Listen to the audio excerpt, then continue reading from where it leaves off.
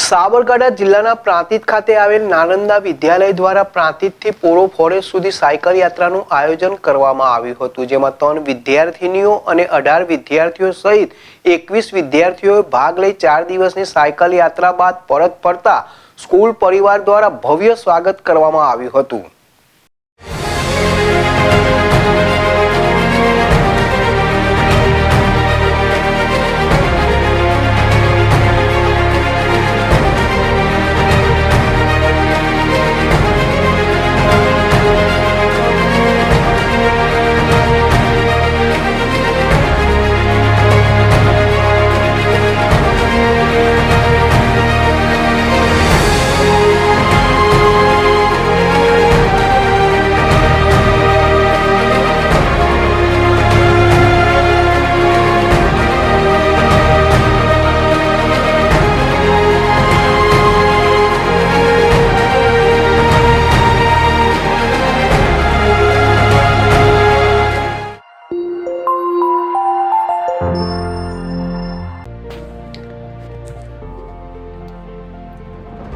Prantij railway station વિસ્તારમાં આવેલ નાલંદા વિદ્યાલય દ્વારા સ્કૂલમાં ધોરણ 8-9માં અભ્યાસ કરતા વિદ્યાર્થીઓમાંથી કુલ 21 વિદ્યાર્થીઓએ સાયકલ યાત્રામાં ભાગ લીધો હતો કે જેમાં 18 વિદ્યાર્થીઓ અને 3 વિદ્યાર્થીનીઓએ સાયકલ લઈને પ્રાંતિજથી વિજયનગર પોળ સુધી રોજનું 55 થી 60 કિલોમીટરનું અંતર કાપીને પહોંચ્યા હતા। તો સ્કૂલમાંથી તારીખ 28 ડિસેમ્બરથી નીકળેલ સાયકલ યાત્રા 31 ડિસેમ્બર એટલે કે 4 દિવસ બાદ સાયકલ યાત્રાએ ગયેલ વિદ્યાર્થીઓ પરત ફર્યા હતા। તો બાળકોની સાથે સંસ્થાના આચાર્ય કેતનભાઈ પટેલ, જિજ્ઞેશભાઈ, દિલુસિંહ, નૈસર્ગભાઈ, વિશાલભાઈ જોડાયા હતા કે જેમાં પ્રથમ રાત્રિ રોકાણ માટે કોટડા ખાતે કરવામાં આવ્યું હતું કે જ્યાં બાળકોને સાંગલી ગુહા યોજનાની મુલાકાત કરાવવામાં આવી હતી। બીજા દિવસે કોટડાથી નીકળેલ સાયકલ યાત્રા પોળો ફોરેસ્ટ સાણેશ્વર રાત્રે રોકાણ કરવામાં આવ્યું હતું। ત્રીજા દિવસે પોળોથી નીકળી ઈડર રાણી તળાવ પાવાપુરી આશ્રમ ખાતે રાત્રે રોકાણ કરવામાં આવ્યું હતું કે જ્યાં બાળકોએ ઈડરિયા ગઢની પણ મુલાકાત લીધી હતી। ચોથા દિવસે ઈડરથી વહેલી સવારે 6:30 કલાકે નીકળેલ સાયકલ યાત્રા પ્રાંતિજ નાલંદા વિદ્યાલય ખાતે 12:30 કલાકે નાલંદા વિદ્યાલય ખાતે આવી પહોંચતા શાળા પરિવાર અને શાળાના વિદ્યાર્થીઓ દ્વારા ઢોલ નગારા સાથે તાલીઓના તાલે સ્કૂલના ગેટ ઉપર ભવ્ય સ્વાગત કરવામાં આવ્યું હતું। તો શાળાની શિક્ષિકાઓ દ્વારા સાયકલ યાત્રાએથી પરત ફરેલ તમામ વિદ્યાર્થીઓને કુમકુમ તિલક કરીને ફૂલછડી આપી સ્વાગત કરવામાં આવ્યું હતું। તો નાલંદા વિદ્યાલય દ્વારા બાળકોને ભણતરની સાથે પ્રકૃતિનો આનંદ લે, પ્રકૃતિની વચ્ચે રહીને બાળકોના આત્મવિશ્વાસ વધે તે માટે નાલંદા વિદ્યાલયના આચાર્ય કેતનભાઈ પટેલ તથા શાળા પરિવાર દ્વારા સુંદર આયોજન કરવામાં આવ્યું હતું।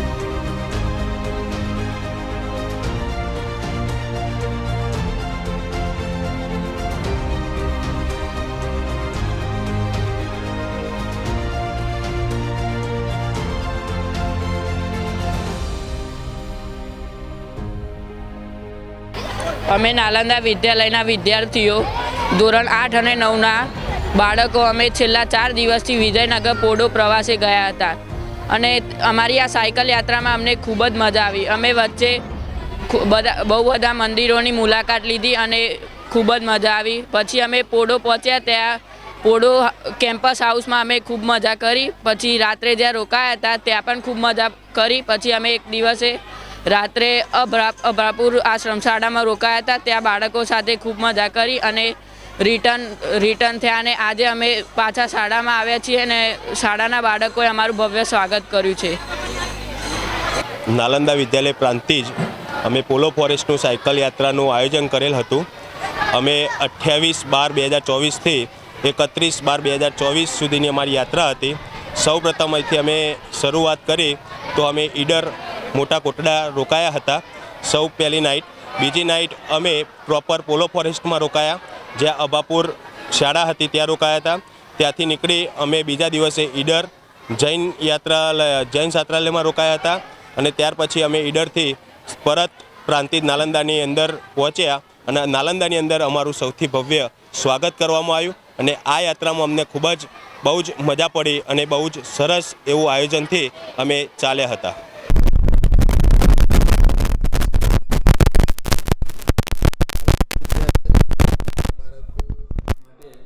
સાયકલ યાત્રાનું આયોજન કરેલું.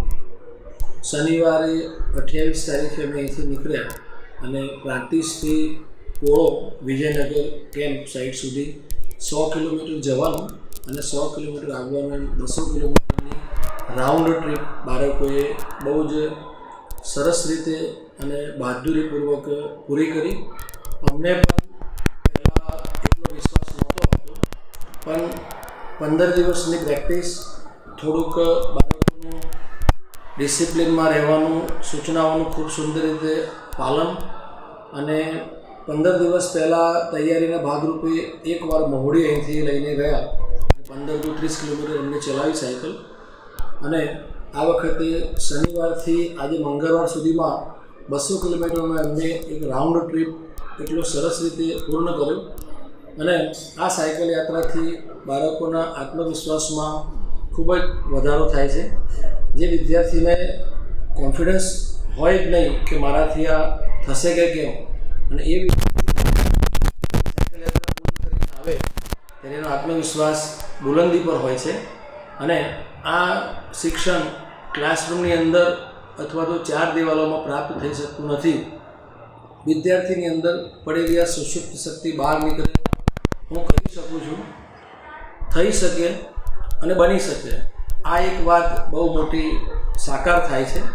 અને બાળકોએ ખૂબ મજા કરી.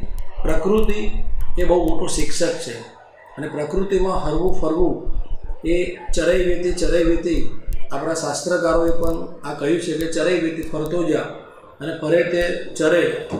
એ ભાવનાથી જે બાળકોએ આટલો સરસ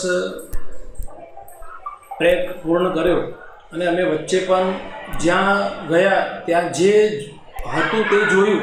એ રીતે આપણી પદ્ધતિ પ્રમાણે કોઈ બહુ મોટા આયોજન સિવાય ચાલે. પ્રથમ દિવસે અમે એક નાઇટ હોલ્ટ કોટડામાં કર્યો અને બીજા દિવસે 55 કિલોમીટર કાપ્યા પછી સવારે વિજયનગર પોરો પહોંચ્યા.